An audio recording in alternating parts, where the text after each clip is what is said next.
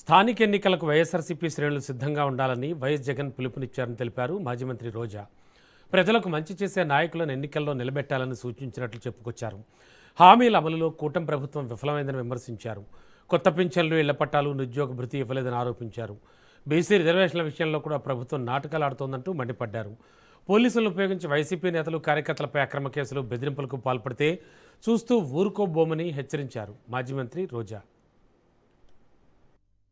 కళ్ళకి గంతలు కట్టినట్టుగా దొంగ జీవోలు ఇచ్చుకుంటూ, దొంగ మాటలు చెప్పుకుంటూ ఈరోజు పబ్బం గడపక్కోవాలనుకుంటున్న కూటమి ప్రభుత్వానికి బుద్ధి చెప్పాలి అని చెప్పి ప్రతి ఇంటికి కూడా మన వైఎస్ఆర్ కాంగ్రెస్ పార్టీ సైనికులు వెళ్ళాలి.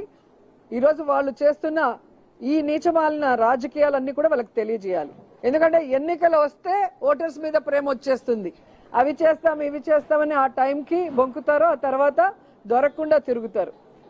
ఎందుకంటే ఇప్పటికి 3 బడ్జెట్స్ అయింది. 2,39,000 కోట్ల రూపాయలని ఖర్చు చేయాల్సి ఉంది. కానీ వీళ్ళు ఎంత ఖర్చు చేశారు? 31,500 కోట్లు, అంటే 13% కూడా సరిగ్గా చేయలేదు. కానీ ఈ రాష్ట్రాన్ని మాత్రం నెంబర్ 1గా అప్పుల్లో పెట్టారు. అప్పులు మాత్రం విపరీతంగా చేస్తున్నారు. ఆ డబ్బులు ఎక్కడికి పోతున్నాయో తెలియట్లేదు.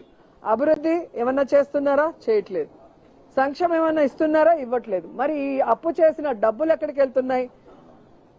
అమరావతి అన్న ఒక పేరు చెప్పుకొని ఆ పేరు ద్వారా దోచుకొని దాచుకుంటున్నారు అనేది నిజం కాదని అడుగుతున్నాను.